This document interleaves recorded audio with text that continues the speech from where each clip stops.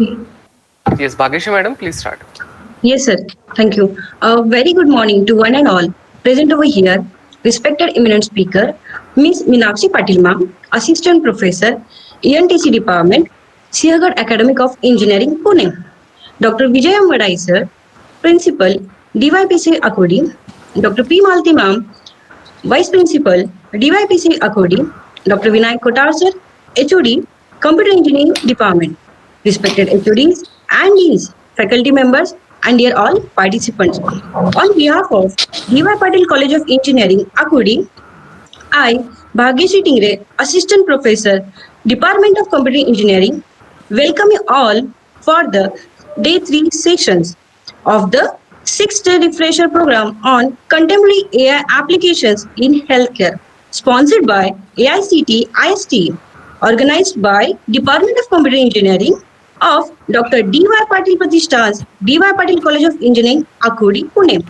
For faculty members, every day is a new day, and you will never be able to find a happiness if you don't move on by career underwood. With this thought, now I request all-time supporter, our principal sir, to present his valuable thoughts. Over to you, sir. Good morning. It is a matter of the pride and privilege that today my student, very brilliant student, would be Dr. Meenakshi Patil, is here. I welcome you wholeheartedly, ma'am. And I have been saying that that her consistent efforts since last 5-6 years into the field of this depression analysis, and now it has been specifically into the AI-enabled systems, and she has successfully developed some of the models which are very apt to this particular session. So, Dr. Vinay Kotavar, let me congratulate you that you got a very right the speaker for this particular sessions of contemporary AI and its applications into the healthcare systems.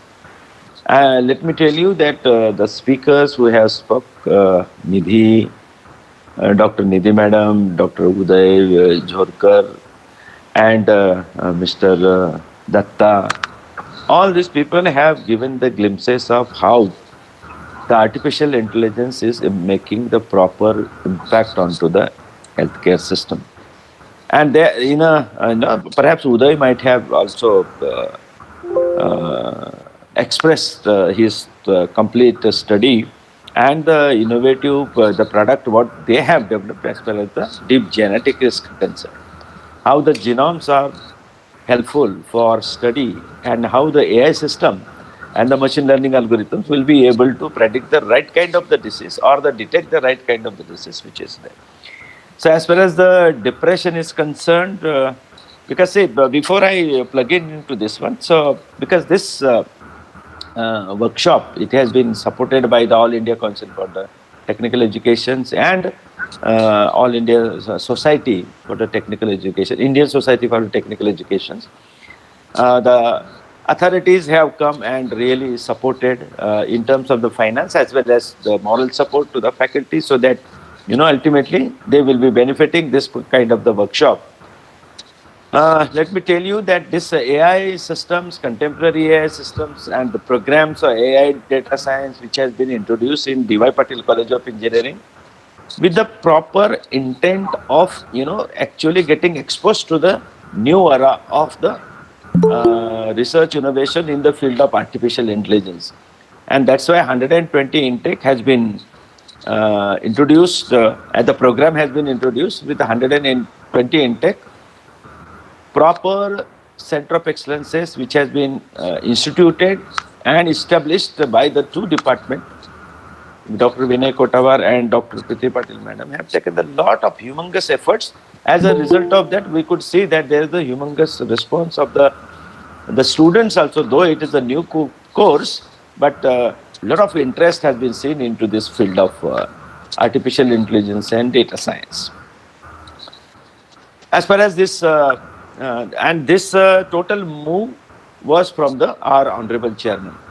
Honorable Dr. Sri Satyajit Patil sir, who is the really backbone for enhancing this technological based this infrastructure and the technology intensive driven the program specifically, which is going to be the really game changing for the IT field. Because we know that information technology field is the really dominating 50% or more than 50% of the company, because government have taken the initiative of the digitalization. So Digital India, Make in India, all kind of the concept, this is there. And as a part of major segment, which we have seen that it has been impacted in the COVID pandemic situation right now. All the mankind's, across the globe, they have seen the importance and significance of the medical system and the AI-enabled systems and the new products which has to come into the improving the life of the people. As far as the mental health concern, yesterday or day before yesterday, I have touched to these particular 2 slides specifically, how this mental health is very, very important.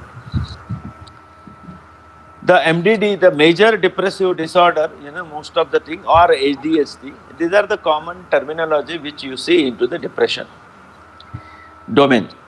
So MDD stands for major depressive disorder. So how do you understand that really I am into the depressed state or not? I may look very properly, very nice externally, but whether I am disturbed or not, or depressed or not.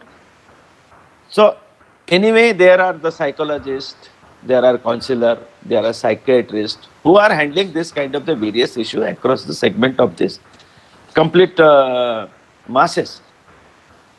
But the AI-enabled system, what is that particular role? Let me tell you that the 4 important universities in the world, Michigan State University, Carnegie Mellon University, MIT University, Boston, and John Hopkins University. These are the universities which are really dominating to this mental health care research and development and AI-based system. So I was listening to some of the researcher into the Michigan State University. They are working since last 12 years and they could come out with the system which are dealing with the major symptoms of the disorder. So mostly you have seen the 2 cases right now which is there in the discussions into the right now in India. Lastly 3-4 months. Sushant's case was discussed. They have shown that the cause of depression was maybe because of they were the drug addicts. Why do they become the drug addict? This is again the question. This is again based on the psychology. Because of the situation, because of the financial stress, because of the competition, because of the interpersonal the threat which has been given by the many people. This is the business competition, professional competitions. Because of the n number of the situation around us, the person get impacted. And that's why many times I used to tell you that this is the proper subject of the cognitive bioneuroscience. The cognizance which he takes, the mind which accepts the threat which is coming from the outside. Here into the teaching community, we also see that there are the threats because or the stress because of this, the non-payment of the salary of all the professors. This is not for the sake of discussion, but this is the reality, practical reality. And that gets impacted to their mind. And we, because of that, let me tell you, there were many suicidal cases which has happened. So in major, you find that in a domestic violence case also, you will find that the major cases, many times, Pulala Sugandha Maticha, yesterday I was going through that episode, the daughter-in-law really filed the case against this in-laws. So, and ultimately she was jailed and the traumatic situation which was exposed. So this is the one indicative that which was there for the sake of discussion. But in early stage, 97% of total, the stress has been created by the woman for the woman. So, and then one lady is impacted because of the other behavioral pattern of this another lady. So, mostly in a domestic situation, these are whatever the situation, the person get impacted and he feels depression and stressed. You will find that polarized situation which has occurred into the Sushant case, So then ultimately in the discussion, it has been found out that he was the ultimate acute case of polarized situation. And this polarization has happened because of the root cause was because of the drugs has impacted his central nervous system, and the fatigueness, complete helplessness, withdrawal from the complete society. You will find that he has lost the interest into the any part, and ultimately the kind of the conversation which was found at onto the televisions, or many times the videos which was recorded, that shows that because of this depression, the person goes into the deep level of the depression. These are the situations. Similarly, one case which was recently being discussed about the Sheetal, Dr. Sheetal Amte. She was having everything in her life. She was holding the position of the CEO also. No problem, nothing. But because of the mental condition, because she wanted to do much aggressive for the society, but she was not able to do. See, look at the psychological conditions. She wanted to do great for the society, but she was not allowed to do the great thing. So maybe because of that, she was, finding the problems, because she has mentioned into the video. So, but if you look at from the AI-based system is concerned, even though the great research potential is there into this scenario also. Artificial intelligence, what does that? It takes the data in terms of the text. If the text is really the toxic kind of the text, or the stress level that, I'm going to, do the suicide. It happens with the one statement into this text. The suicide word which is being captured, and based on that, his level of the depressions can be detected. This is the proper research based on your natural language processing. So text and whatever the people spells out or write down, based on that, their aggression or their complete intent or the emotion is seen from the text, and your artificial intelligence, specifically into the natural language processing, this domain will be helping for extracting and analyzing the emotions which is mentioned into this particular textual message they would like to pass. Similarly, as far as the video analysis is concerned, many times, the people are those who are interacting, those who are feeling that they are going to suffering from, as far as this depression is concerned. When they come for the counseling, both the doctor and the patients are subjected to this particular video. And the machine, which is AI-enabled machine which captures this video and take the emotion out of that. And this kind of the researches which are going on. So emotional analysis, sentiment analysis from the text and the video. I was discussing with this same thing with the Dr. Vinay Kotavar, maybe 3 months back, right, while allocating that research topic. But there is a definite role, because say the human mind may skip some of the informations, but if you do it with the help of your proper algorithm that you are trying to devise to extract the right emotion out of this video or audio or the text. Audio, if there is a conversation which is captured into the phone, then later on, if you do the analysis of this signal, you can find that there is a variation based on the intent. You can find the sentiments or the energy diagram that you analyze. The signal processing technique will help you to understand and extract the right emotion out of that.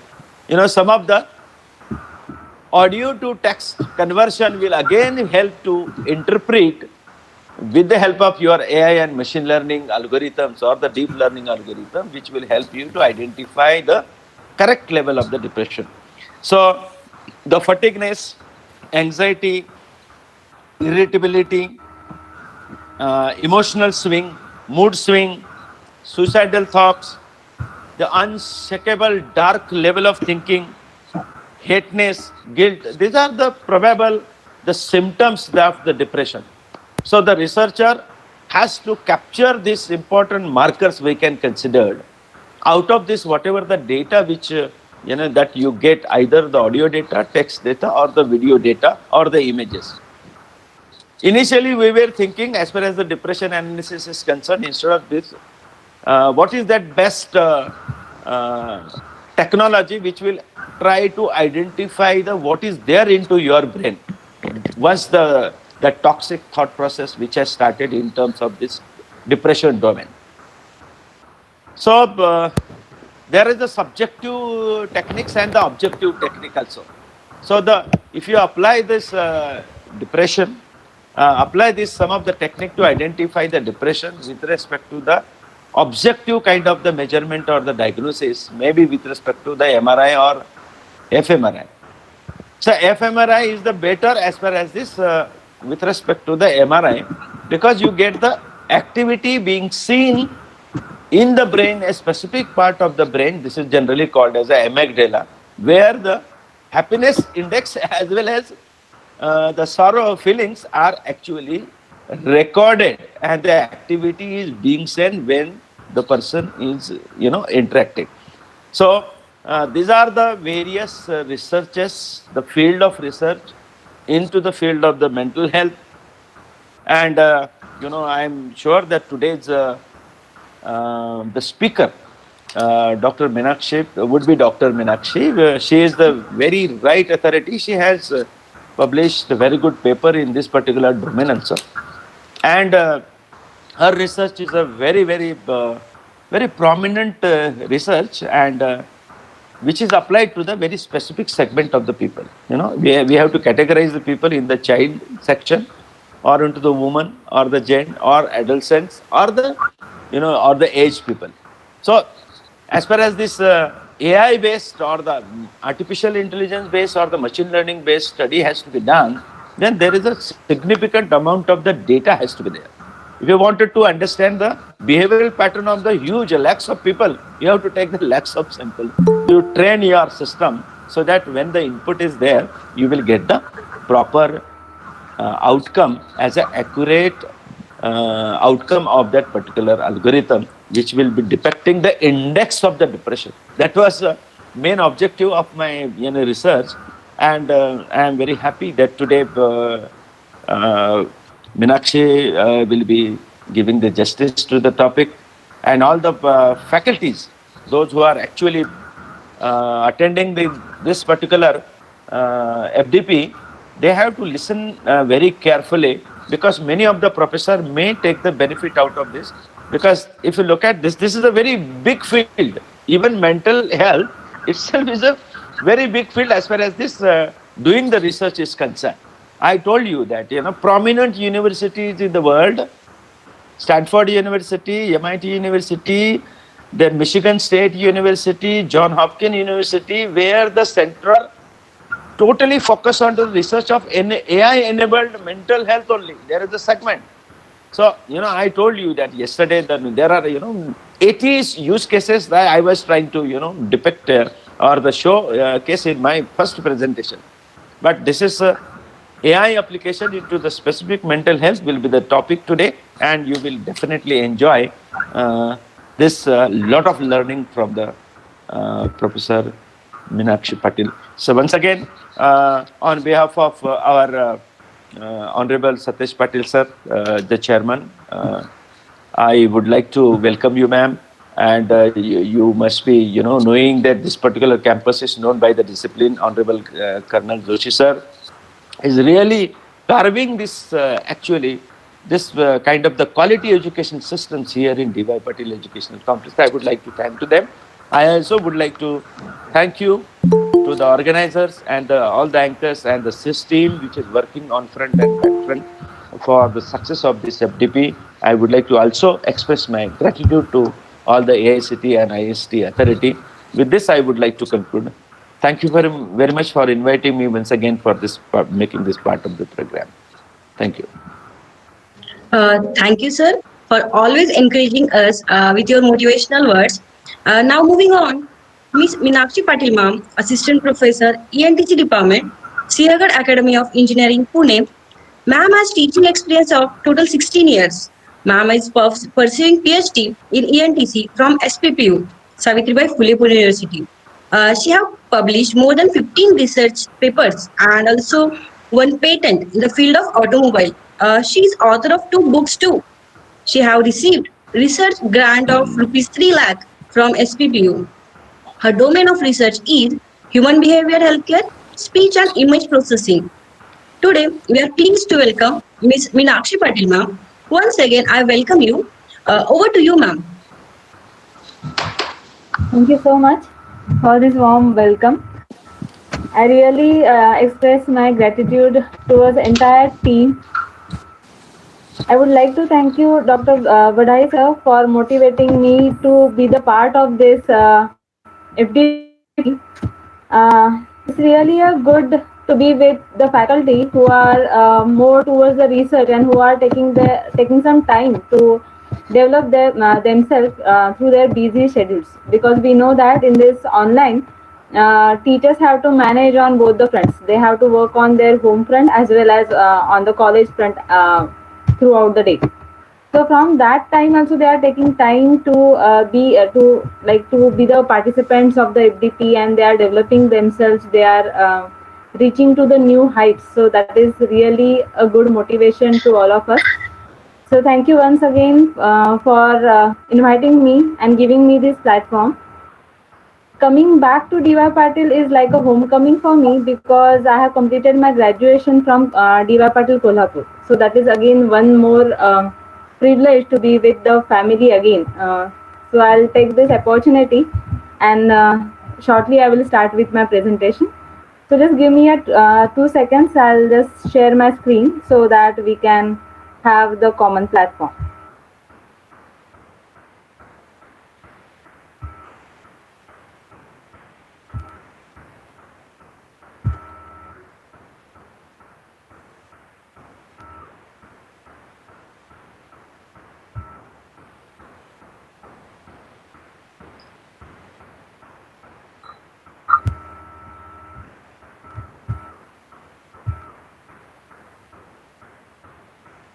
Uh, is it whether my screen is visible to all of you? Uh, Not yet, ma'am. It's coming. Yeah. Please let me know once it is visible. Yes, yes.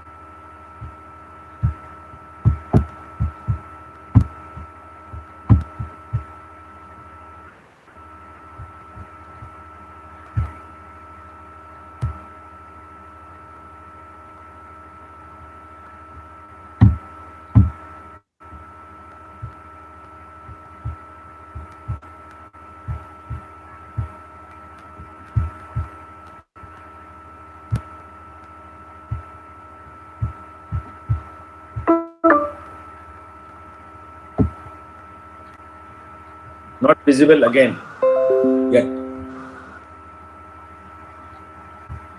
Hello, you're not visible. So it is not. The So PPT. it is not allowing me to share the screen. So whether any settings are required from your end? Talk to Vinay Kotawar. Yes, yes. No, madam. Actually, the access is given to like all the speakers. But let me check once again. Please try to again share the screen instead of sharing a PPT. Let us. Yes, yes, I'm doing the same thing. I'm sharing my entire screen, but it is not allowing me and saying that the permission is not given. Okay, okay. Let me check, madam.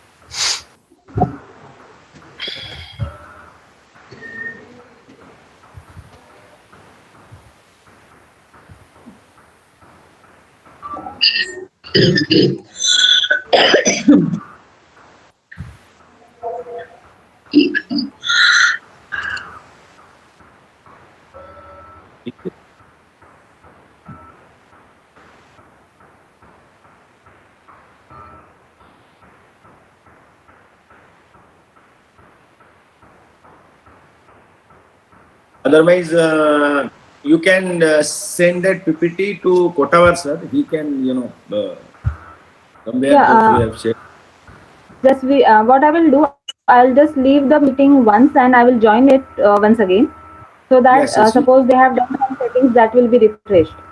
you can do that. Yes.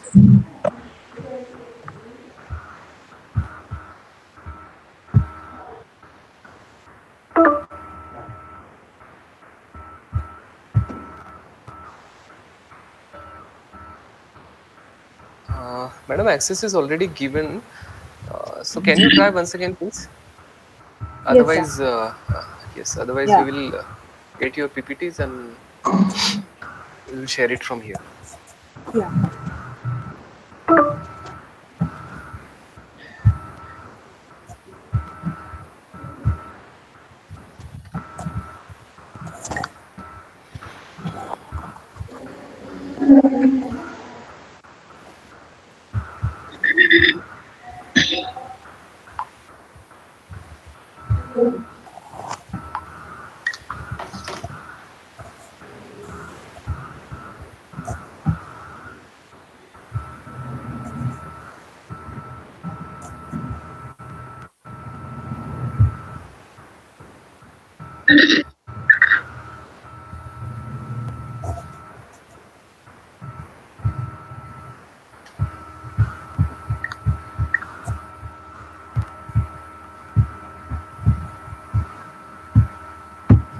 We are still not able to see your PPTs, madam. Yeah, yeah. So just give Uh, me a second, so that I will just mail my PPTs to one of the organizer yes, yes.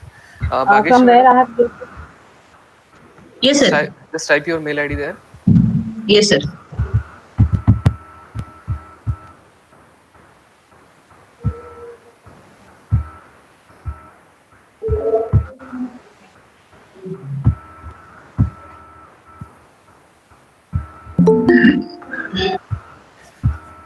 Madam, kindly send your PPTs to this mail ID. She will present the screen from her side. Yeah.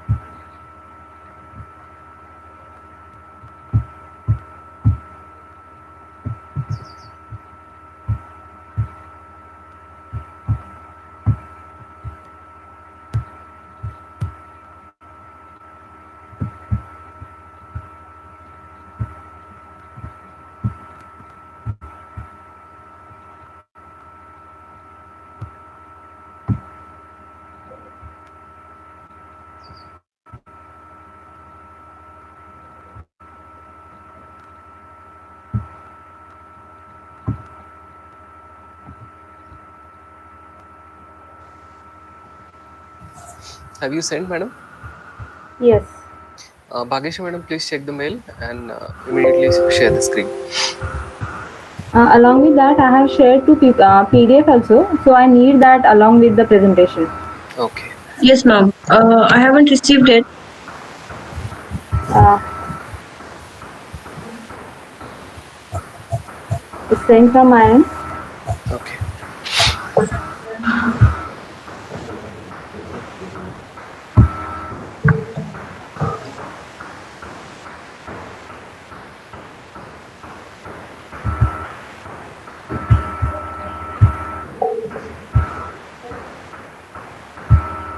Yes, ma'am. Received.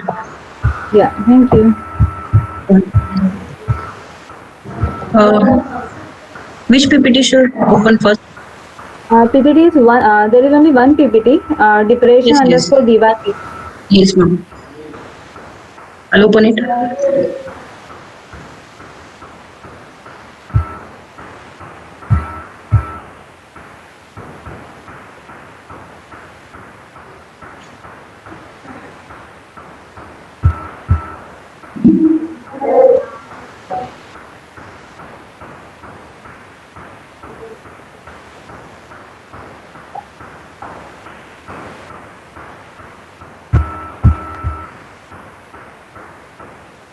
Visible? Not yet. Yes, madam, your screen is shared now. Just start the Yes, PPTs. sir. Yes. Meenakshi, madam, it is visible to all of us now. Okay. So, Yes. so why we are here today? So here we are not here to discuss the problems because we are the teachers and teachers never discuss problems. But most of the time, teachers give solutions to the problems. So here we are not discussing what is depression is, but here we will try to understand what is depression. And as a teacher, as a researcher, as a faculty, and as a responsible person of the society, we will give solution to this depression. So if you are reading the newspaper, if you are going through the Facebook, you are going through the different social media platforms, you must have read this word frequently nowadays. So why this depression and from where this word has come through? Ma'am, will you please go to the next slide?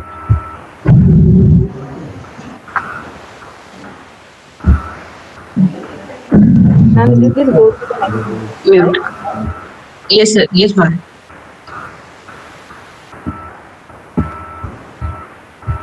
This one? Yeah. So, what is depression? So, whether the depression is just the stress that we are feeling every day, if you have going through the some moments like some stressful moments that we feel every day, some morning anxiety that we feel every day, whether that is depression or that is something different, that we have to analyze first. Because nowadays even a teacher gives two assignments at a time to the student, students start using the word it's so hectic for me and I am feeling depressed. So depression is that easy or depression is that normal, or whether the depression is a fashion in that is in fashion today. So what is depression, that we have to understand first. So depression is not as casual as we are talking every day. We have to learn to differentiate between stress, anxiety, bad mood, sad moods from that of the depression.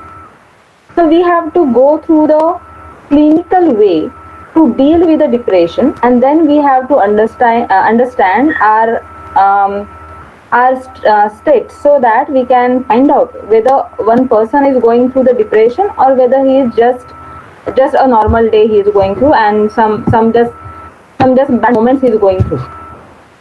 So depression is a state of feeling sad. Depression is more than just a low mood. It is a serious mental health condition that has an impact on both physically as well as on a mental health. Depression is a mood disorder. Please try to understand this word. It is a mood disorder. So it means that person is suffering from some illness, and that illness is related to the mental health. So it is a disorder that cause a persistent feeling of sadness and loss of interest. In many of the research paper, you must have read the word MDD, that is major depressive disorder. Sometimes it is called as clinical depression as well.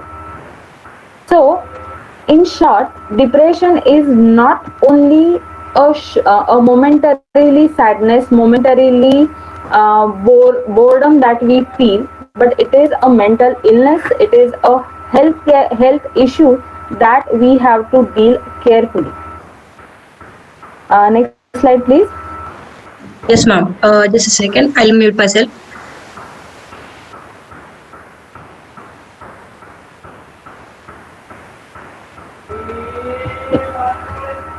So let us take the help of some organizations who are already working with a mental health.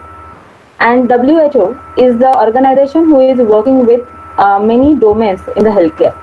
So depression, which is elaborated by the WHO, is a common illness characterized by persistent sadness and a loss of interest in the activities that one normally enjoys, accompanied by the inability to carry out daily activities for at least 2 weeks. So this is the period which is alarming period. If I am feeling sad, if I am feeling low only for 2-3 days, maybe due to some of the events, maybe due to some of the pressures, maybe due to some of the stress, please don't classify that mental health or mental state as a depression.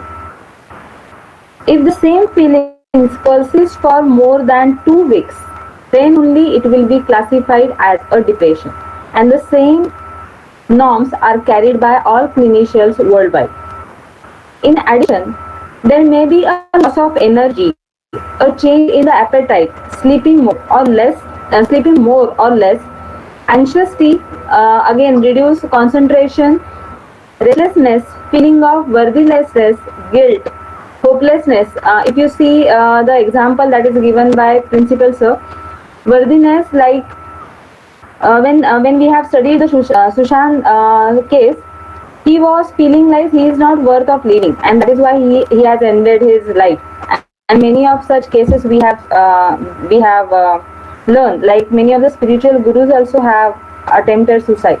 Many corporate authorities also have faced this particular difficulty. So why it is so? Whether it is due to some ignorance, or whether it is lack of treatment that they have taken. So depending upon that, we have to classify the working style as well as the mental state of the individual. Depending upon the number and the severity of the symptoms, the depression can be categorized as mild, moderate, and severe. Please go to the next slide.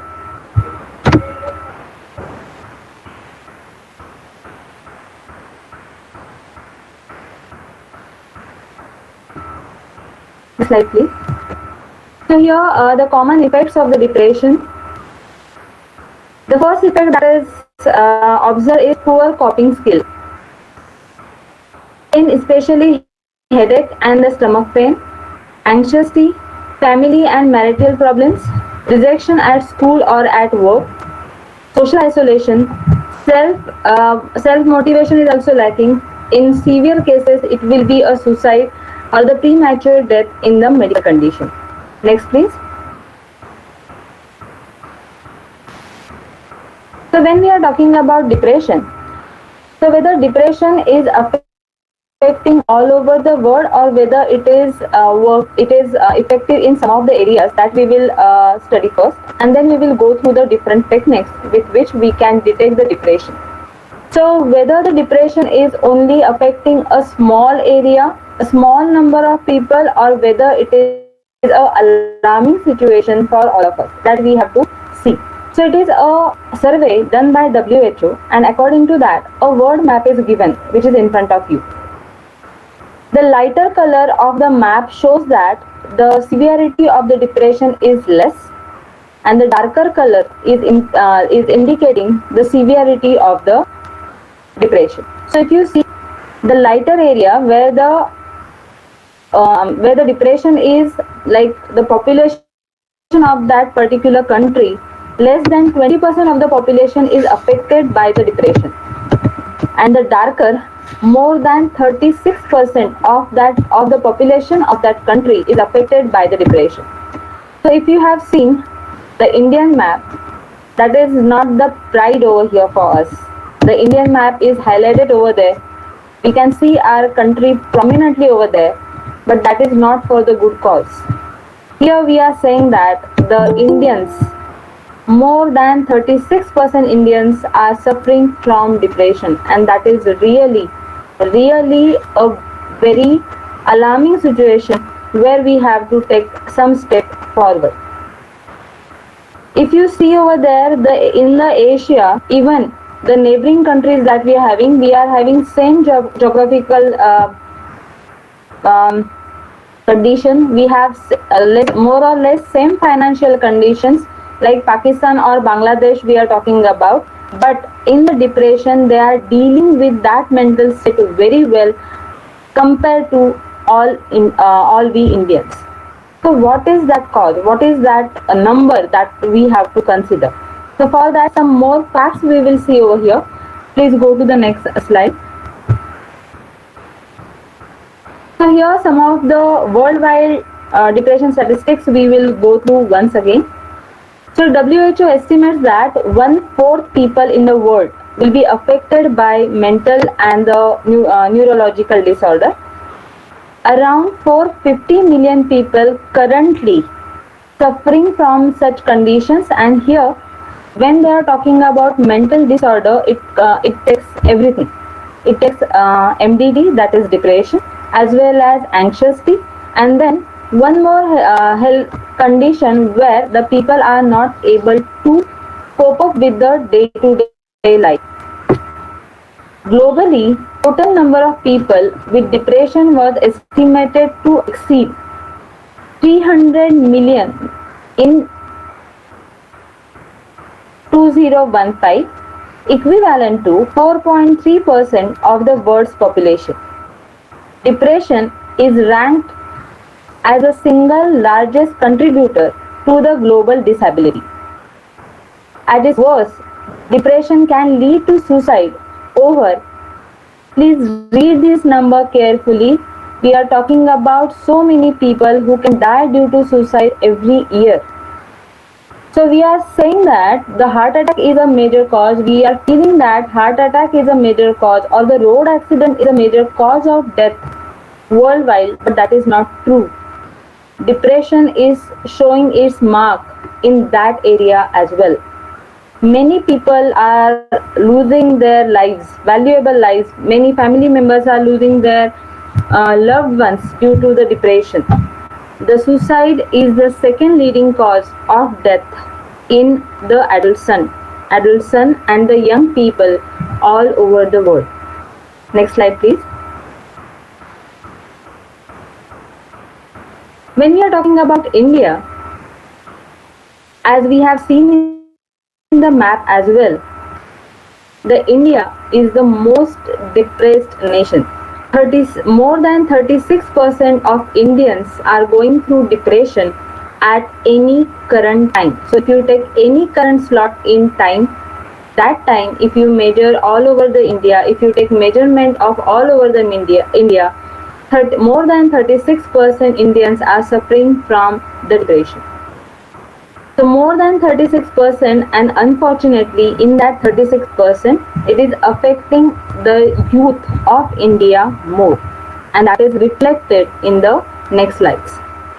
If you have, if many of you are reading the old novels, there it was written somewhere that one of the author who has visited India some 25 years back, he was writing in his book that when I was traveling through all the cities, all the lanes, all the places from India, I was all over the India, I was seeing the smiling faces. That was the scenario in India when we were talking about 20 to 25 years back.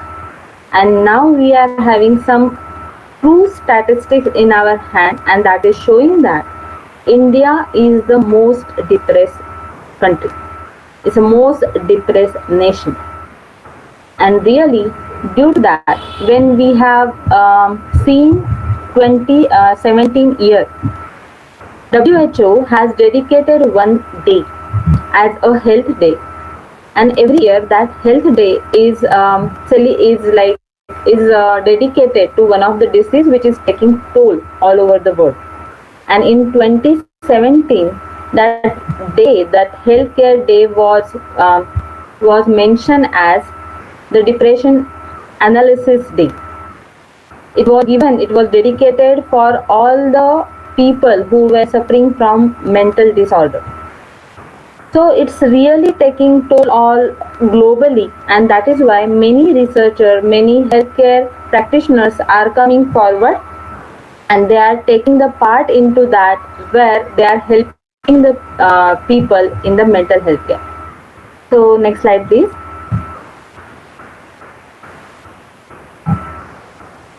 The depression, when we are taking sectors wise, so sector wise, we will talk about the corporate India, then we will talk about women in India, and then we will talk about adults. So when we have seen the depression in corporate India, like the people who are working in big companies, in MNC companies, they are professionals in they are working like a professionals in many big domains. There also, we were feeling that what we feel that heart attack may be the cause of their illness, their death in worst case, but that is not true.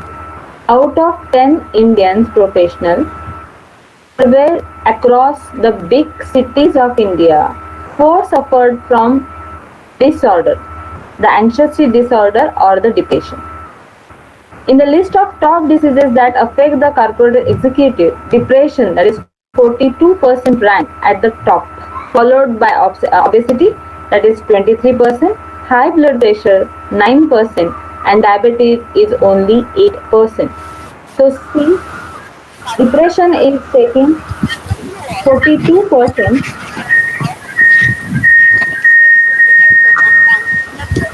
Will you please make your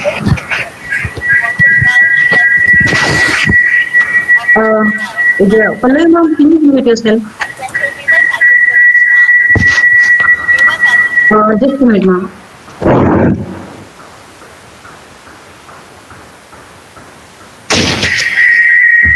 Just a second.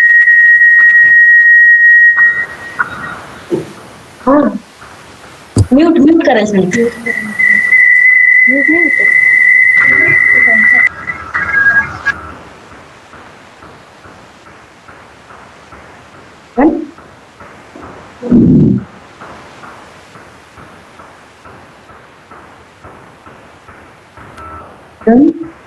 Yes, I think that. Am I able to see the slides now? Yes, ma'am. Yes, ma'am.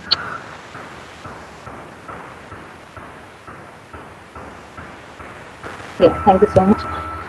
So, when we are talking about the depression in the corporate area, where the peoples are well educated, they have all financial support, still they are facing the depression.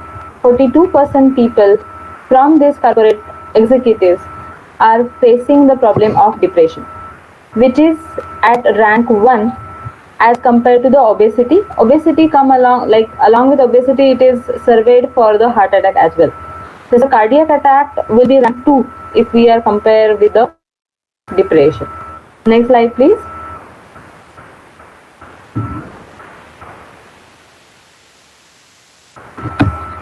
In Indian women, MDD is again showing its so 10 and 25% of Indian women are suffering from the depression.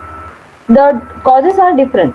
When it is surveyed for Indian women, first it is a physical health, the changes that a normal women go through at the age of 12 to 17, and again at the age of 40 to 45.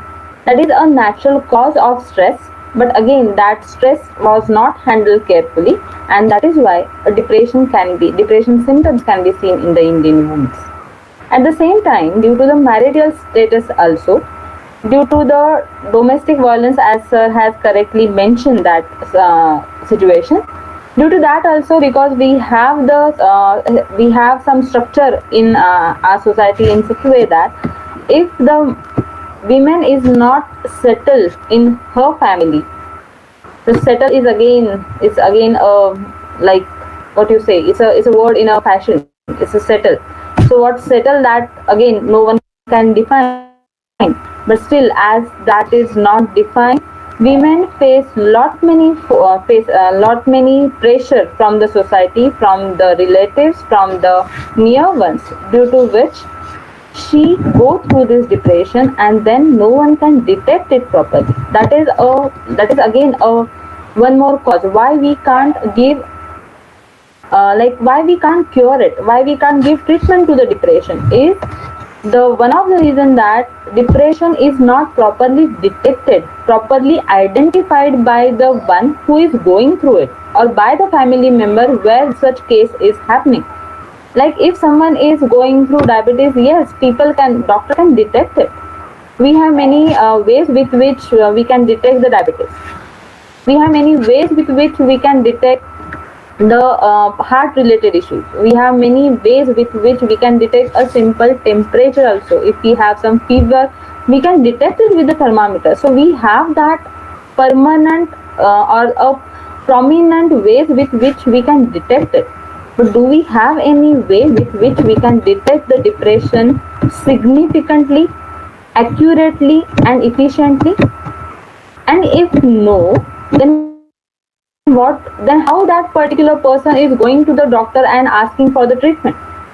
The same thing is happening when we are talking about women, especially because women will not pay attention to her health as she is paying attention to the health of her family members.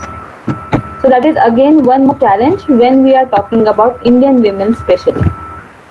Even during the pregnancy, post pregnancy, during the pregnancy, she goes through all this mental stress, and more if it is not handled carefully, then it will go towards the depression. Next please. Depression in teenagers. Why this sector, why this domain is considered separately, why we have done the sections like corporate, then women, and then teenagers. We are studying the teenagers' behavioral patterns separately because during the teenage, already every teenager is going through some changes, physical changes and the mental changes. That is why sometimes he or her that is showing some change in the behavioral pattern that even parent can't recognize. Sometimes they will be working like their day is like a butterfly. They are working like a free butterfly and they are enjoying the whole day. And for some of the day they are sitting idle, they are not doing anything. They are even most of the time they are showing the stubborn pattern, behavioral pattern. So how to recognize whether my teenager is going through some problems or not? And if we are not handling it carefully, then that teenager will suffer from that depression for the longer time. That longer time is called as DALY. It's a disability learning year. So it is year with which a teenage or a person is handling that disability, and due to which, as it is the growing age, these are the years important from their career point of view also. If it is affecting their career, if it is affecting their mental or physical health during this age group, then obviously their whole life can be damaged. So the statistics are showing that 3 to 9% of the teenagers meet the criteria of depression at a time. At the end of the adolescence, as many as 20% of the teenagers report a lifetime prevalence of depression. Unfortunately, this is the thing we have to consider as a researcher or as a responsible citizen. Unfortunately, primary care physicians like the family doctors fails to recognize 30 to 50% of depressed patients, and especially that through the teenagers. Like when a teenager is showing some change in the behavioral pattern, their parents think that, their relatives think that it is due to the age, it is due to the influence of their friends, it is due to the social media and what not reasons they will find out, but they will not take the step, and they will not ask his teenager to visit doctor, because in India going through to the psychiatrist is again considered separately.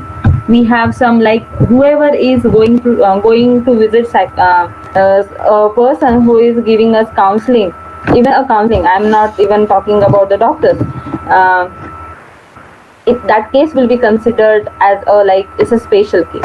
So what that special, so that is why many families refuses to take help from the physicians who will give them counseling regarding this area. So people avoid to go to the doctor when they are facing the mental health related issues. We like to go to the doctors whenever we are facing some physical problems. So there we won't feel shy, there we won't feel like what the other people will say in the society. We don't have that hesitations over there. But whenever we are talking about mental health, we will not seek any help, we will not take any help, we will not take any step, and we will not go to the doctors, because we are in a society, and what society will talk, how society will react on that, we make havoc of this particular situation. So we avoid any of the cases, we avoid to go to the doctors, and we will not take help from the for the mental health. So that is the one more challenge we are facing when we are working in a mental health domain. Please, next slide. So, but before we are going through that, just go through this chart. This chart is a comparative chart that after every 10 years this survey is done. So the chart of 1990 you can see at your left hand side, and 2020 will be to the right hand. So if you see the order of the diseases, the rank of diseases, that is a disease burden for worldwide, it is from 19 to 20. Depression was ranked 4th in 1990, but in 2020 the rank of the depression is 2nd. It is just below the heart attack. So that is the severity of the depression. And if that is a severity, we will see what are the different treatments are available. So please go through the next please. So this is called as one more please. Yeah. So it is DALY. So it is DALY. So it is a disability through which the life of any individual is affected. So it is this is a life affected years. So it is calculated in terms of years. So over here the years will be calculated in two ways. First is it's addition of two segments. First is the number of years with which we are living with that ability. So disability, suppose a person is facing the depression for let it be 10 years. So that 10 years plus the number of years he will leave the world early. Suppose we will take the average lifespan of a human being as 80 years, and due to the depression, if he will commit the suicide or due to the death, if he is leaving the world early in the age of 40, so that the difference will be of 40 years. So this 40 plus 10, that 50 years will be considered as DALY years of that particular person. And such calculations are done for all over the world. So here it is significantly shown that depression is the rank first in this particular area. That is DALY. due to the depression is at the rank 1 as compared to the road injury and all other things that you can see in the chart. So it means it is affecting the lives of individuals very badly, and we have to take some steps so that we can come out of this situation as early as possible. Next, please. The mental health budget. We even shouldn't talk on this.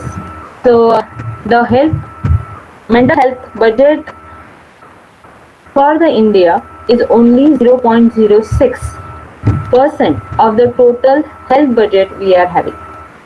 And over here, this is not only meant for the depression, but it is for all the mental disorders that the individual is facing. So it is for all the mental diseases that we are having. Next, please. So it is very less as compared to the population, because in the population, 36% of the population is facing such mental disorder, and the budget is very less. So it means we have to provide some means due to which the treatment and the diagnosis of the depression should be more accurate, and that should be affordable for the individual, so that he at least go and take the help from this clinicians. Right now, the treatments available for the depressions are at 2 levels. First is psychotherapy, and second is a medication. So in medication, directly some pills which are prescribed by the specialist are given to the patient, and the second is psychotherapy, where the sessions are given. The counseling sessions are given by the doctors, by the helping groups who are helping that patient to come out of this situation. Along with it is this, obviously this psychotherapy is supported by the medication. Next, please. So when we are talking about diagnosis or the detection of the depression, as we know the statistics now, so statistics are showing that it is a burden on the world. It is taking toll of many lives, and valuable lifespan is affected due to the depression. So if that is a thing, then we should see what are the different methods with which we are able to detect the depression, and whether that analysis, whether that detection is accurate or not. So right now, the depression detection techniques that we are having is GHQ, BDI, and HMRD. So what is GHQ is? It is just a general health questionnaire.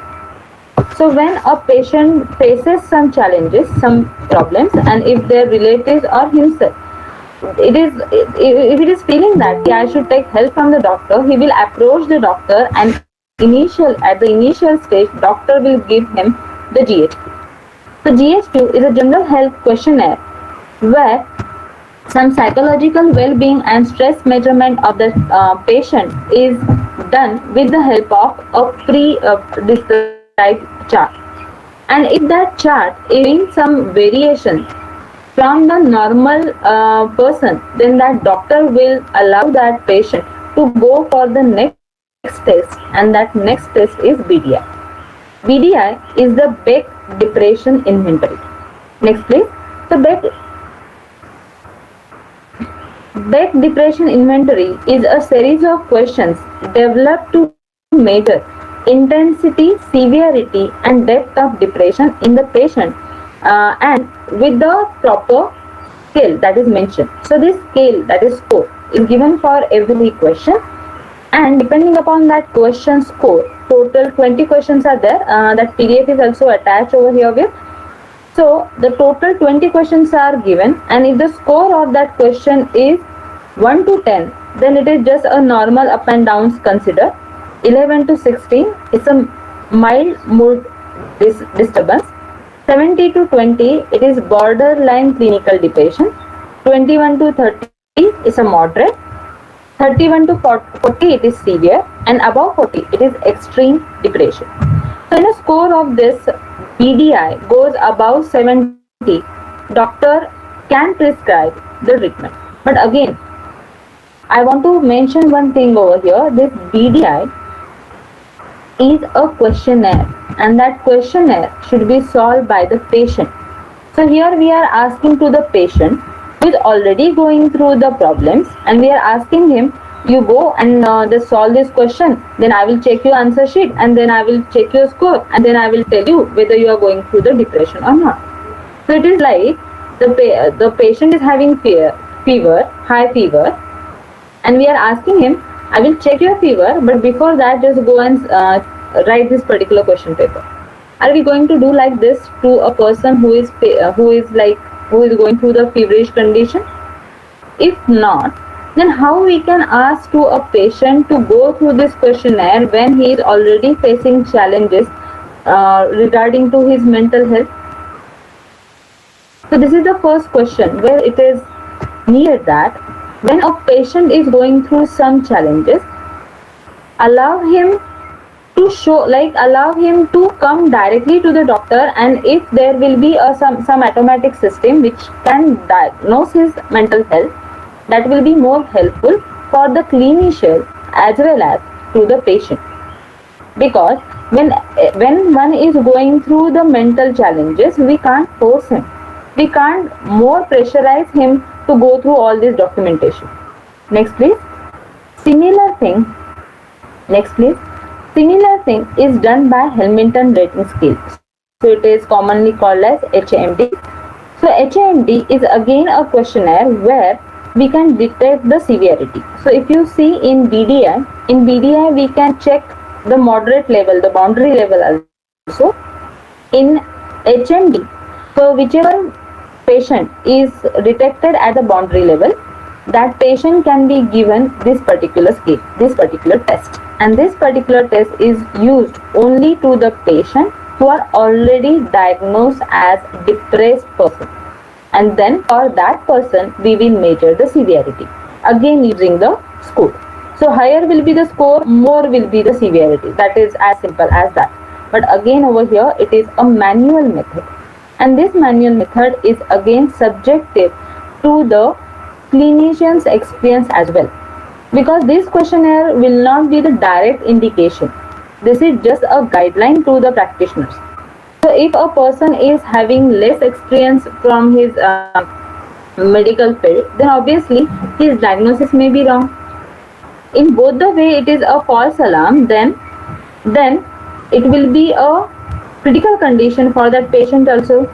So here is a need to have a system which is automated and which will be considered, which will be more accurate and effective.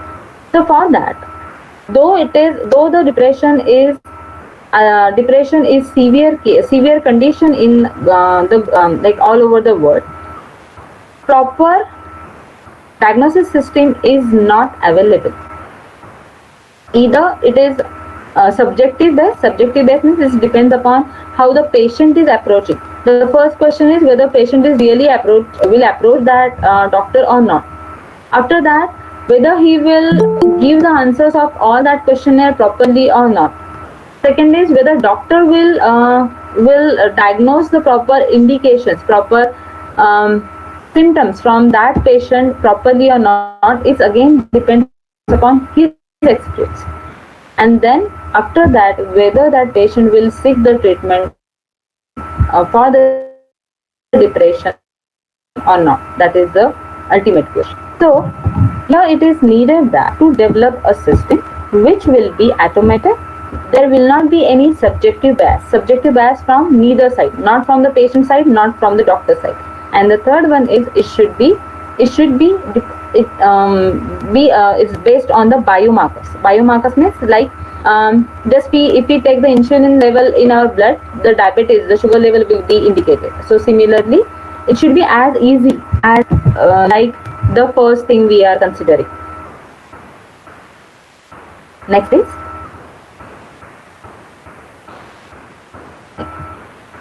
So here are the challenges. The diagnosis is subjective.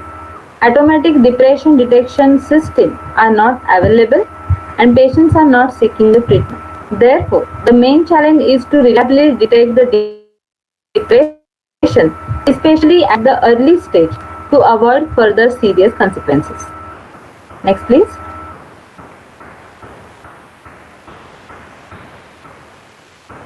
So here we are talking about some biomarkers. So what is biomarkers are?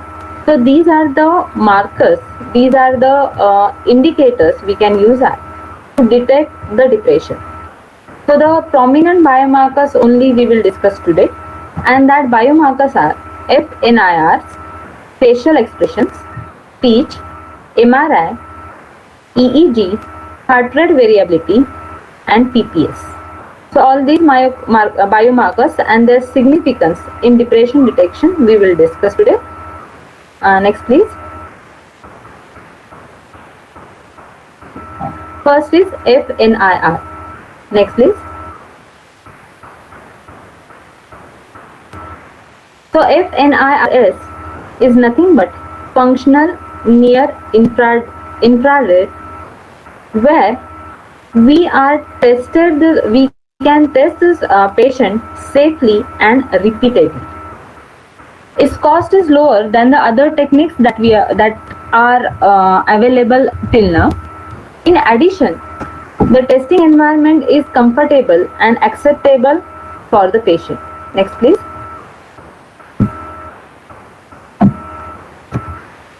So what this FNIR will do? It works primarily by sensing the oxygen variation in the blood through the absorption of near infrared light.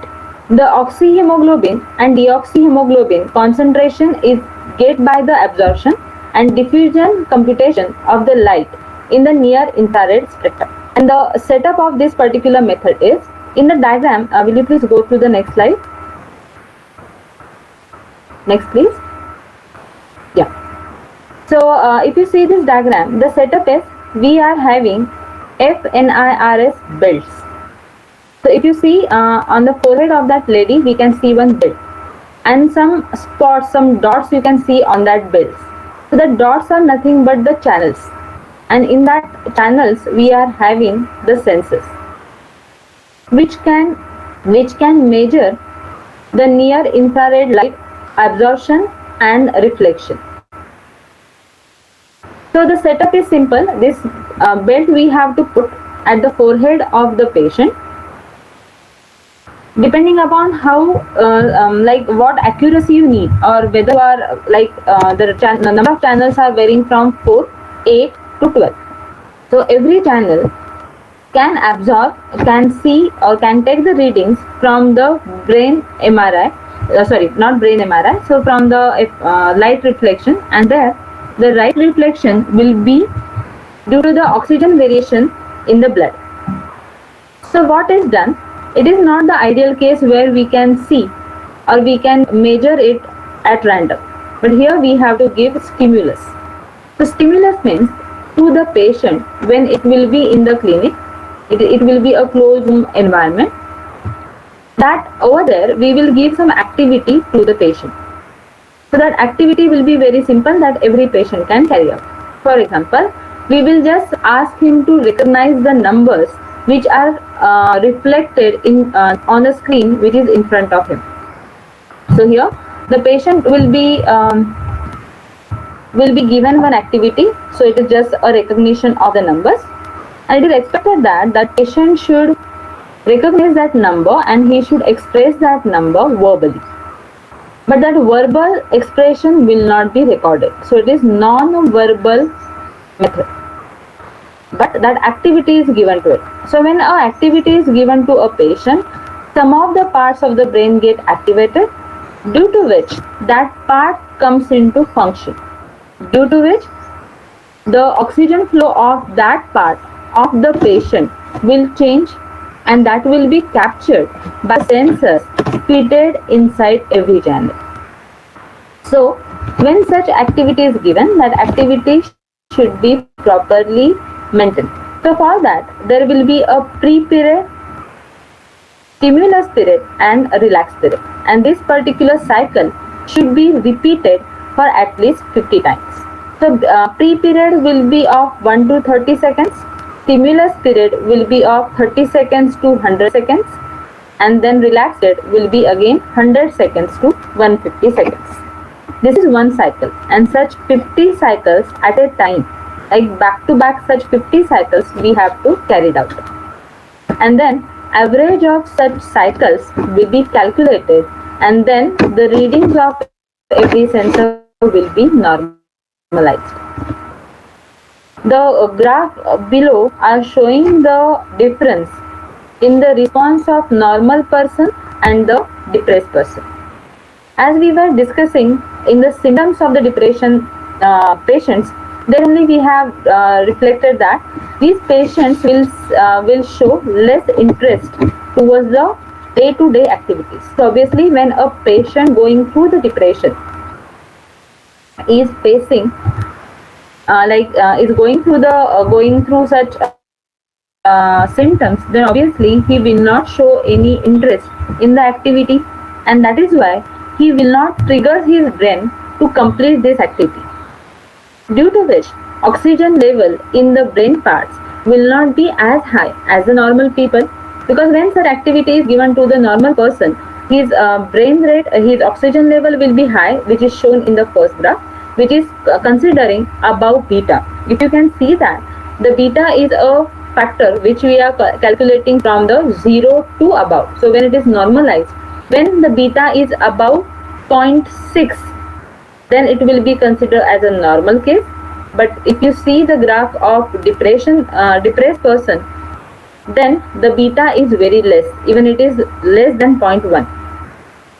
So it indicates that that person is not taking part into simple activity, and we have kept this activity simple so that every patient can do that. It is not the way like that person is not able to do. It is the thing is he don't want to do it, and why it is not doing? Because of his mental health. So this beta will clearly indicate whether that person is considered as or classified as a controlled person, that is healthy person, or whether he should be considered as a depressed person. So this beta can be taken as one feature, and this feature we have calculated with the help of FNRI bits. Why we have taken so many channels over here? The channels will give you more vector size, and that vector size will allow you for to have a better classification. Please go through the next slide. Next slide, please. Yeah. So this is a simple depression detection using FNIRS. So here we are having, like all of you are already going through the hands-on session, so there you might have seen the training phase and the testing phase. So these are like it's a supervised training. It's a supervised system. So in supervised, we have classified, we have differentiate our database into two groups. The first is used for the training, and the second one is used for the testing. So we will first train our system, and for that we will go through the pre-processing, then we will go through the GLM. So GLM is nothing but it's a general. Hello. Hello. Yes, ma'am. Am I audible? Yes, ma'am. Am I audible to you? There is Yes. one more. Someone is pinging. Someone is giving me a message that I am not audible. I just received one message. It's not in the chat box actually, that message. I think it is. It is for the personal chat, I think. Okay. You are perfectly audible, ma'am. Am I audible to you? Nice. Okay. Yes, yes. Yeah. Thank you. Thank you. Yeah. Just a second. Sorry, ma'am.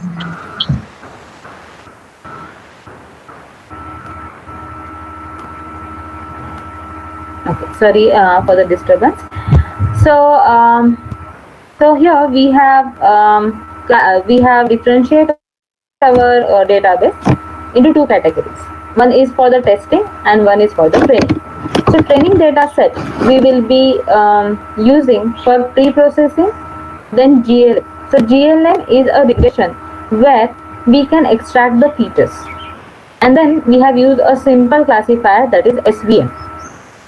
So SVM is more it is more popular in the field of depression detection because its accuracy is more than the other classifiers that we have used. Even in the SVM, we can do the variations in the hyperplane. So there are 3 types of hyperplanes available. We can choose the hyperplane according to the data sets that we are using.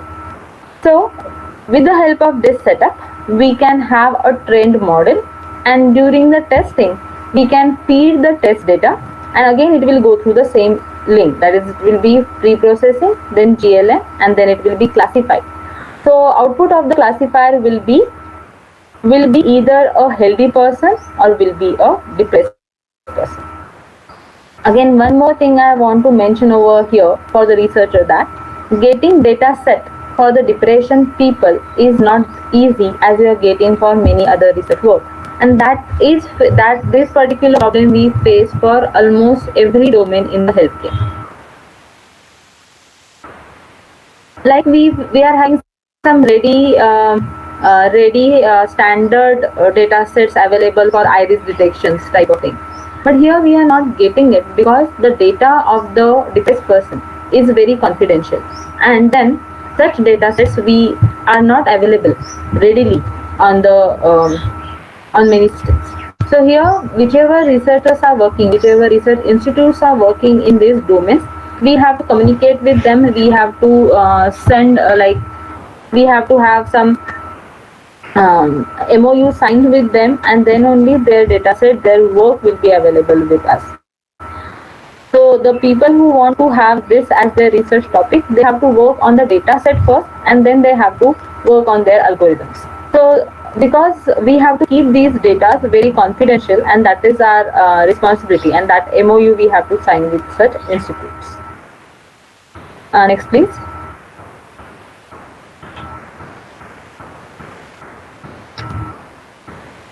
The next is very interesting thing, and that is a facial expression. So next please.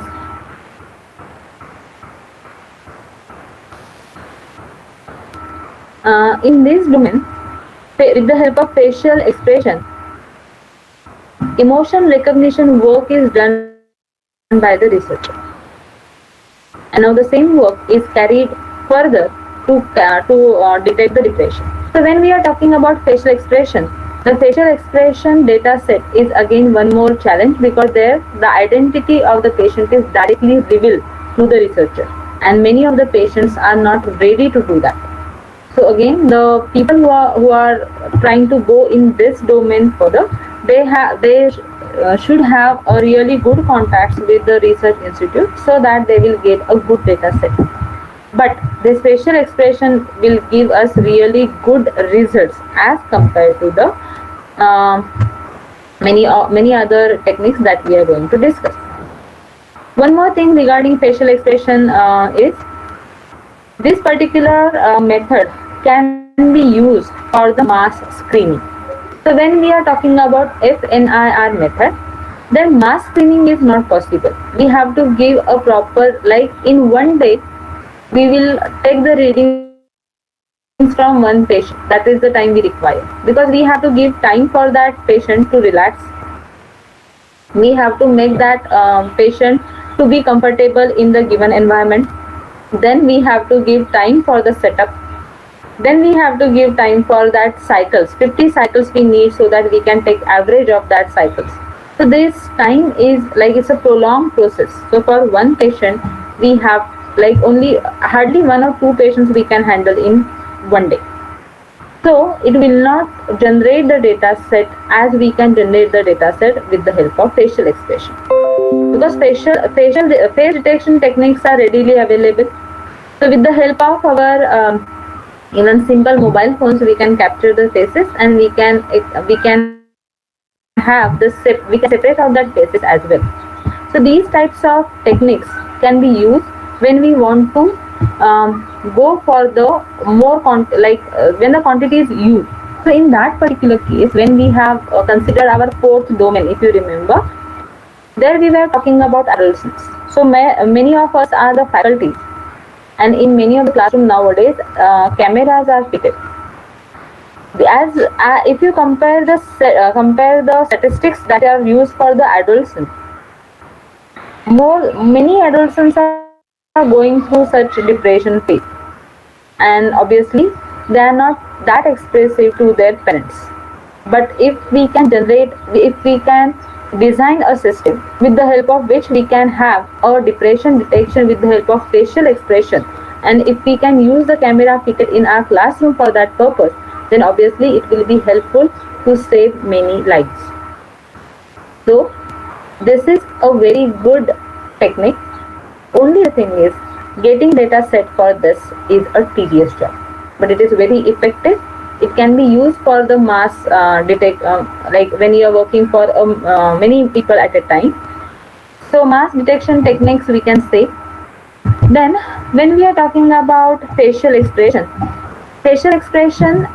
refers to be a specific pattern of the muscle contraction that produce it, and while the function of the facial expression refers to its potential as a barrier for the information about emotions, intention, and desires.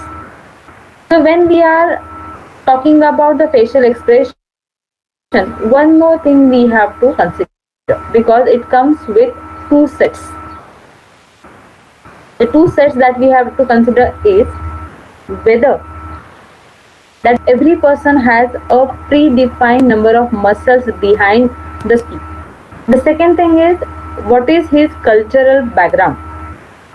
If you say, if in India also, if you compare, in some of the parts of the India, the people are more expressive. In some of the parts of India, they don't prefer to express themselves. Have you observed this anywhere? So in that case, if that is the difference between the individuals in India we are talking about, and if we are talking about a system that should generate this, then how we are going to have a data set which will give us accurate and effective results. So facial expression depends upon your geographical area also, because we try to behave in a same way with which the surrounding peoples are working. So this is one more challenge that we have to take it from the facial expression. Next please.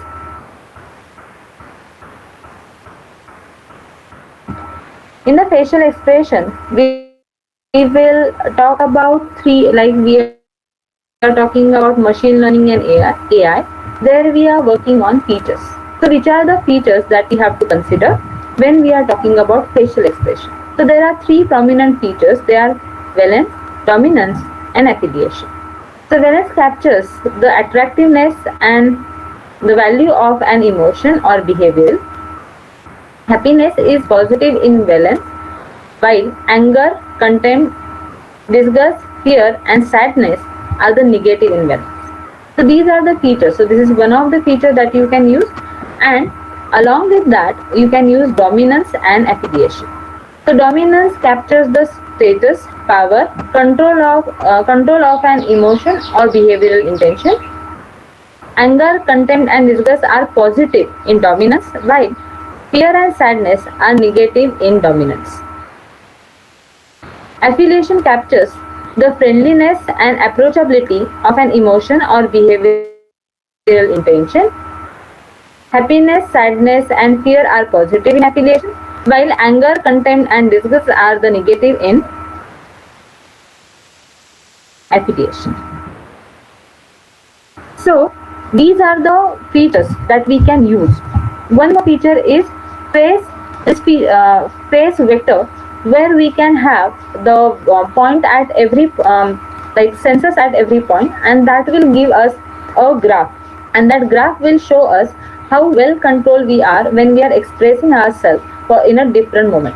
So again, when we are trying to capture the facial expression, we cannot capture the features at random. We need a setup. And what is that setup? we have to produce some situation, some stimulus with which we can allow that particular person to express the different feelings.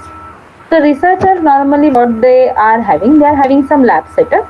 In that lab setup, they are having some 30 seconds to 1 minute long video, a short video, because we can't keep longer video, because many times the patience of the depressed person is very less, and then we can't ask that person to watch that particular video for the longer time. And what is expected, the setup is like that: the video is running, that video is on, and exactly in front of the patient a camera is fitted. So patient can see the screen where the video is on, and camera can see the face of the patient only, and camera is continuously capturing all the expression that patient is showing. As video is designed by the researcher, what the researcher have done, they have included small clips due to which the patient can go, that person can show different emotion, like some of the happy clips, some of the sad clips, some of the clips which require some sudden action, sudden expression, sudden change in the expressions. So all form a film, and that film is going, that clip is having some predefined time. So that time is also known to the researcher. So we know that from 0 second to 10 second, a happy clip is going on, and that time the expected feature or expected expression from the patient is obviously happy. So if we see the face recorded by the camera for 1 to 10 seconds, and if we are not feeling that, if we are not getting that happiness feature from the facial expression of the patient, then obviously that is a red mark for that particular patient. So if such more red marks are coming in that video, then depending upon our predefined data set, we can find out whether that person is controlled or he is depressed. Again, if he is depressed, with the help of more red marks, we can check the severity of the depressions as well. So here again we need a data set where we are calculating, or we are comparing our results with a data set which is already having some effective results, and that data set, along with the data set that we have generated, we can compare the results, and then during testing we can classify the patient as depressed or controlled. Even the depressed person can be classified further with on the basis of depression severity into 3 different classes, like less severity to the higher severity. So this particular facial expression method is more effective in many ways. Only the challenge that we will face over here is the data set. Next please. Similar kind of studies is can be done for the body language, but effectiveness of this particular study is under research still, and that is called as body language. So body language is nothing but like how we are changing the body parts as compared to the other body part. Like if we are nodding our head, whether we are nodding our head right to left or left to right type of thing. So it's called as a head pose feature, and one more is eye activity features. So again the same type of setups we need over here. We need a predefined video. That video has predefined clips for some predefined time, and that time we need a similar kind of expression. So it is for happy, it should be happy, sad, it should be sad type of thing from the patient. So that is how the body language, how he is reflecting everything from his body language, that we are going to study. But again, the challenges for this body language is we have to capture the complete body of the patient, and then relative movement of the body we have to capture. The setup is shown in the next slide. Next slide please. So it is like if you see in the first image where the lady is sitting in front of the camera, So now you can't see the camera because we are showing you the images captured by the camera. And then every body part. So first task is we have to detect the every body part of that lady separately. And then for every body part, some feature vector is given. And then comparatively movement of that patient with a study T part will be compared, and then relative movement of the head as well as the activity is mentioned. So it is called as a relative part movement, and then we are having the predefined data set and we are knowing that. So if we are asking if it is some conversation, if it is some expression needed from the patient, then obviously we need some positive head notes, and then we need some relaxed head notes, and then we need some positions which are showing is a negative part of the body language. So what is that? That all key vectors are classified with the help of classifiers like k-nearest method.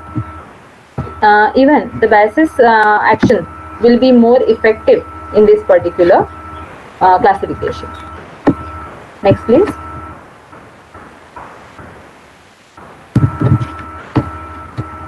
So now the how much time we have, ma'am?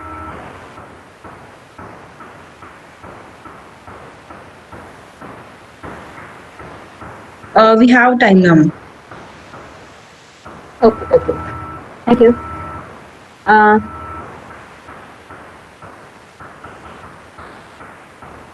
okay. So here we are having the next method, which is depression detection using speech signal. Next, please.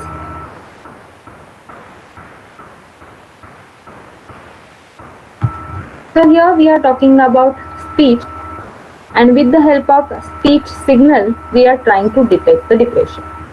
So when we are talking about speech features, there are two types of classes that we have to first consider.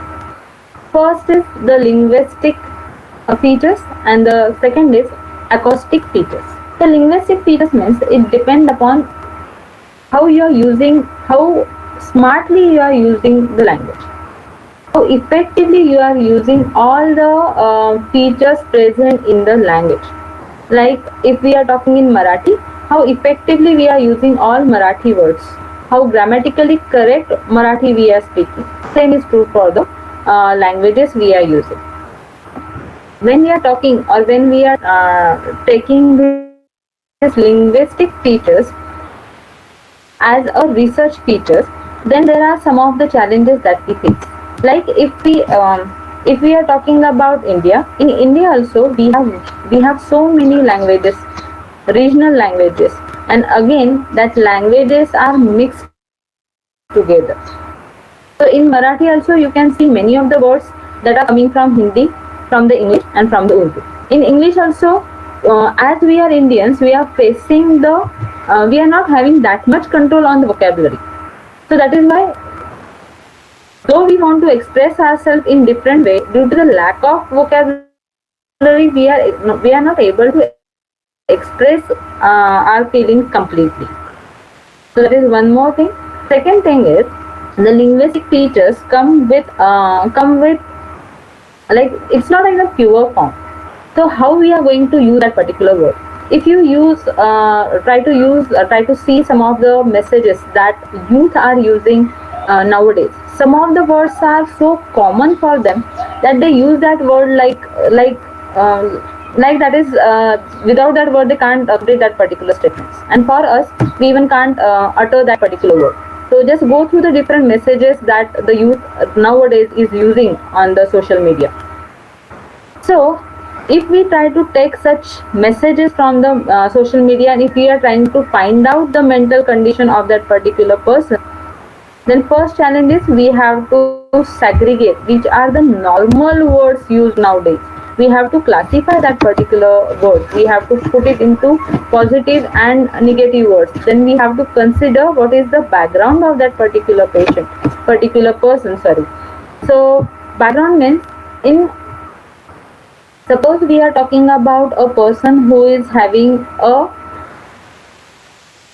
where the literacy rate in that particular region is less, and we are talking about a person who is coming from very well-to-do family. So obviously the vocabulary set that these two people are having will be different. Then in this case, how we are going to detect the depression using same system with the help of linguistic feature? That is the feature, that is the first problem.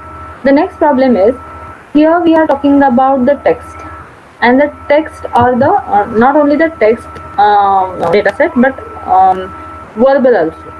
So in that way, the way with which we are using the words, we are using the language is different region wise as well. So this is the second issue that we will face. Again, the third one is the number of words that we have to deal with. The quantity of the data set that we have to deal with will be again very huge. So time required to process that data set will be again more. So if this is the case, then linguistic features will give me the accurate reading, because but the processing time will be more. So in most of the way, we are focusing on the acoustic features. So what are the acoustic features? Acoustic features are not depend upon which language you are using, but it's depend upon how the speech signal is produced by your vocal tracks. Please try to understand. Acoustic features are the features which are generated by your vocal cords naturally.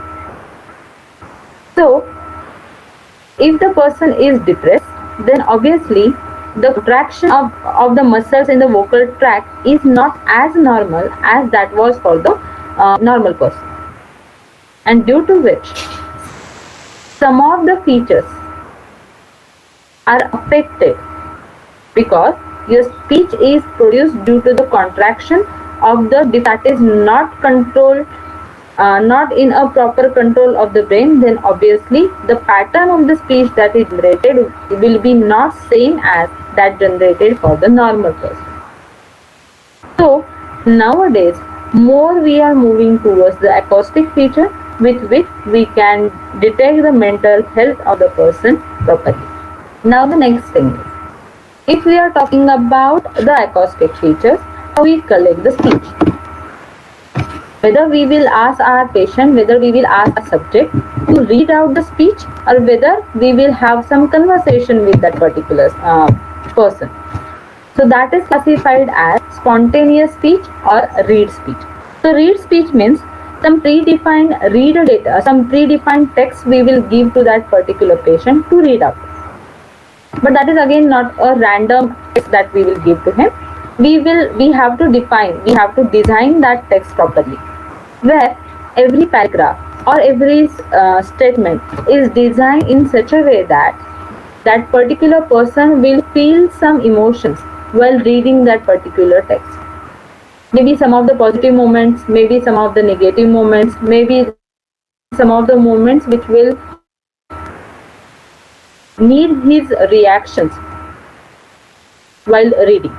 So that is how we are going to design that particular text. And the second is the spontaneous, where we will have some conversation with either with a doctor or either with a family. So we will come to that point later. So when we have compared just a spontaneous speech and a read speech, obviously spontaneous speech will give more better result, because when we are talking spontaneously, we need more control on the speech that we are using, and that time we need more involvement of the brain in the conversation. In the read speech, it is more towards monotonous. So many of the speech acoustic features will not be reflected in the read speech. Only it is provided that that particular person is not from the acting background, because they have habit to read every statement in a with a different variations, so they can give variation in the read speech as well. But here we are talking about normal person who may read that text very monotonously, and in that case we cannot extract the features, and we will not have the variations in the result for the controlled person and for the depressed person. That is why in the research domain, spontaneous speech is given more preference. And what is spontaneous speech? That will be taken into when the people are in a conversation. So conversation, here we have just giving two types of cases. One, conversation with a doctor, and conversation with a family. So where that patient will be more open, where he will be more expressive, obviously when he is talking with his family members. So talking with doctors means that will be more professional, or that will be more towards the diagnosis type of conversation, and then he may not feel that ease while conversing with a doctor. That is why if we want to extract more and more features, more from the conversation, then conversation with a family is more effective as compared to the doctor one. So here family conversation we can have into three domains or three different categories, where we are having the conversation of event planning. So main a task is given to that person and to his family that you plan some birthday party for the weekend, and if you have to plan a birthday party this weekend, then what are the different things you will carry out. So that type of conversation, that type of topic will be given, and then the conversation of that family will be recorded. The second is problem solving. So again, one more situation will be given to the group, where some problem, the family related problem or the issue will be given to that group, and we will just record their responses. And second is HCI, where the group is asked to have the book written, where the different major events, more like prominent events from their family will be considered as a chapters, and such books like it will have the conversation, and that family will be having the conversation regarding the major events regarding their family.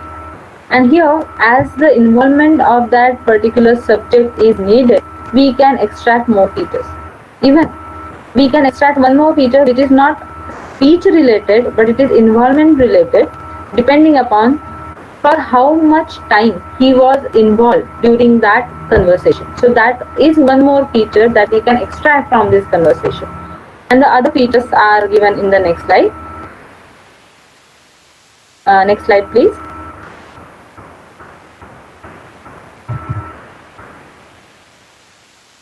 These are some of the acoustic features are given. So these are the features like MFCC, F0, that is a fundamental frequency, energy, then formants, jitter, shimmer, centroid, roll-off, PSD, GTL, and TEU. These are some prominent features that we extract from the conversation of that subject and the family. So when we are talking about these features, there is one more feature which is not mentioned over here, and that feature is pitch. So pitch is a feature which will describe, like if you consider the pitch of some of the people is very high, and for some of the people it is very like it's very moderate. So though both the persons are normal, there is a difference in their pitch, but still if the person is going through the depression, the pitch feature will change its value. And how it is so? So that is reflected in the different data sets, that different values that we have calculated from the data sets. Here some of the features are used to directly detect the unknown, detect the depression for the unknown person also. And there are some of the features which are used to see the journey of that person from depressed to healthy. For example, if we are talking about energy, so energy we are talking about energy feature. So if we are knowing a person who is already depressed, so during before we start the treatment for that particular person, these two features will show very less values. And as we are giving as we have started their treatment, then we are giving a proper treatment, and he is responding to that treatment positively, then obviously energy levels, the energy present in the speech will go on increasing. So that will show how effectively that particular patient is responding to the treatment. So these features are not only helpful to detect the depression, but also helpful to see how he is responding to the treatment over the period. Next, please.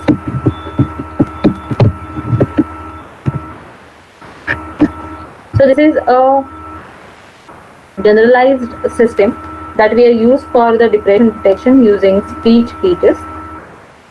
So again, the data set is divided into two groups. One is for the testing and second one is a training. So during testing, the recorded speech will be going through the pre-processing. Then we will extract the features. So here it is recommended that instead of working on individual features, try to have some features like extract the features individually and then try to do the combinations of the software present, which is allow you to directly extract the software online. That is a PRAT, P-R-A-A-T. So PRAT is a application that can give you the reading of all the features you want individually. But only the thing is, you have to copy that particular feature manually. You don't have any way with which you can store that features in an Excel file. So every feature for that voice file, audio file, you have to extract, and then manually you have to copy that particular feature in a CSV file or in an Excel file wherever you are working.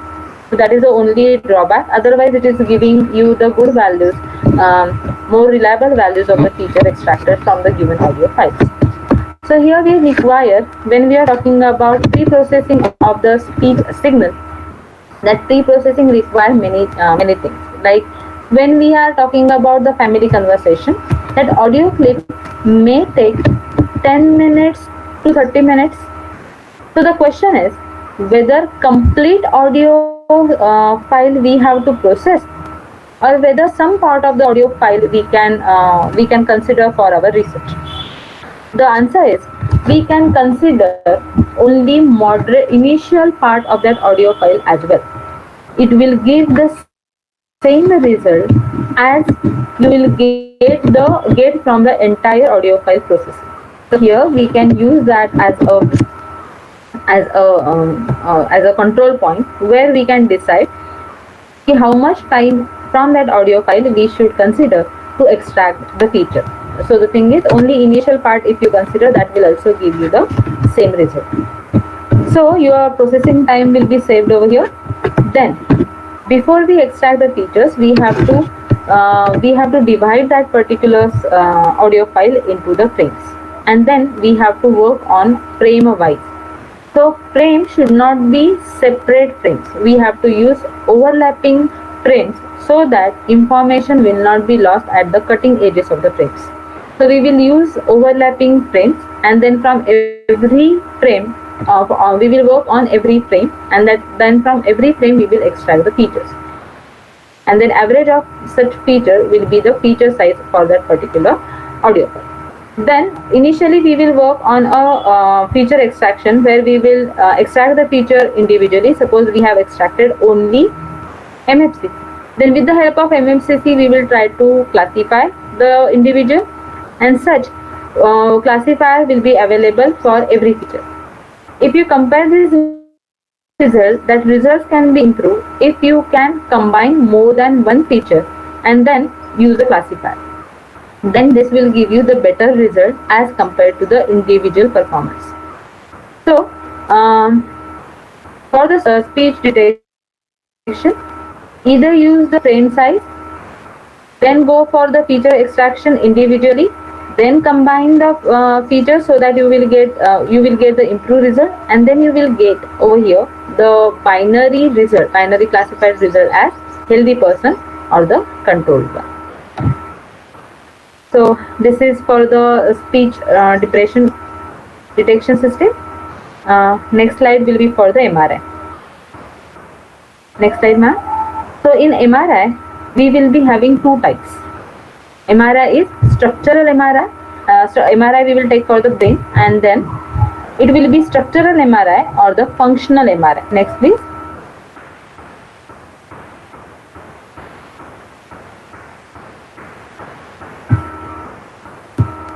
Next, please.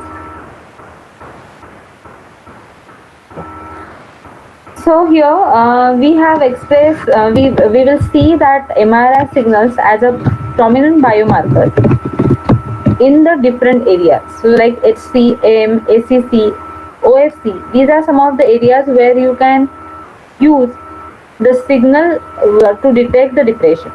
So here these are the regions of the brain where we can have the activities going on. So again we are talking about two types. It's a structural and the functional. So structural means we will see the actual size of that particular area.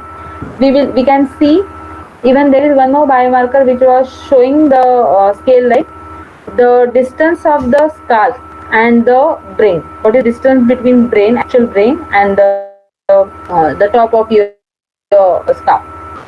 So if the distance is more, then the person is more accurate, more controlled. That is what the conclusion of that study was. So here we can have the structural MRI and functional. So functional means again we have to give some activity to that particular patient, and then what are the different activities going on in the different regions of the brain we have to capture with the help of sensors. So sensors means again we require the nodes, the number of channels we have to decide according to the accuracy we want from the process. And the structural means we will see the volume of the regions, different regions that are listed in front of you. So this is also one more prominent feature vector that we can use for the depression detection. Next, please. Next, please. Yeah, there are some of the references, and this is next.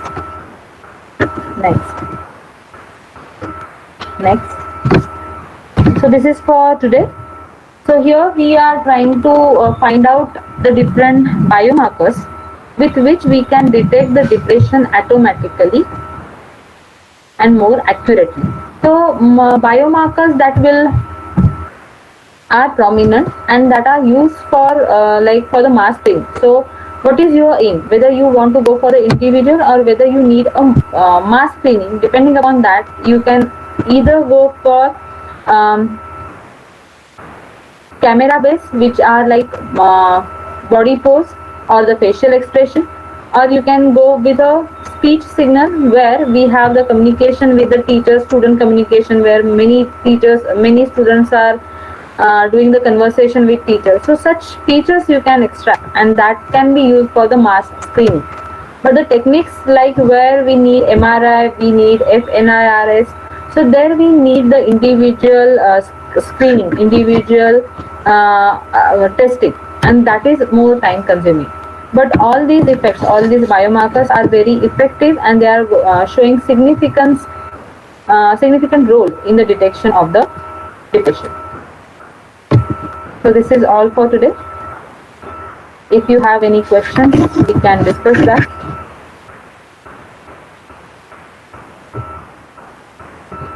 Participants, you can ask the questions if you have.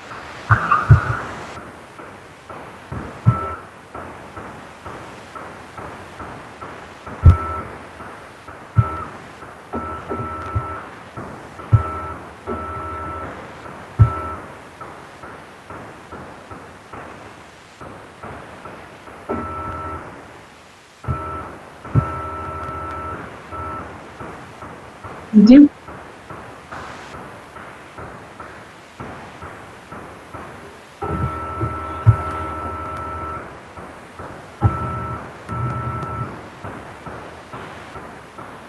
Okay then, thank you ma'am for sharing such a valuable information.